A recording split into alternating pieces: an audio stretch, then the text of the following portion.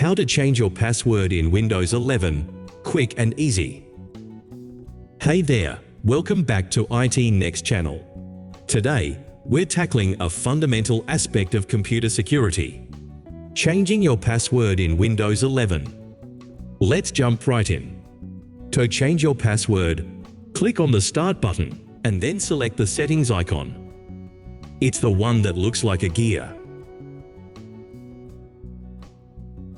Once in the Settings menu, find and click on Accounts on the left sidebar.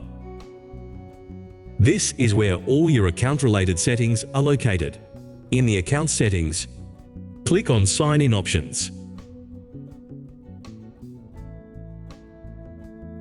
Click on Password.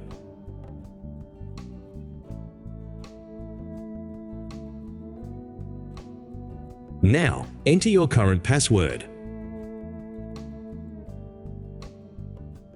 Click on Next. Then type in your new password. Make sure it's a strong, secure password.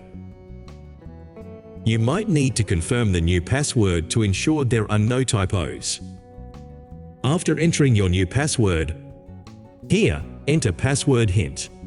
Click on Next or Change to save the changes. Windows will confirm that your password has been successfully updated. And there you have it, a quick and straightforward guide on how to change your password in Windows 11. If you found this tutorial helpful, give it a thumbs up, subscribe for more Windows tips, and feel free to drop any other questions you have in the comments below. Thanks for tuning in, and I'll catch you in the next one.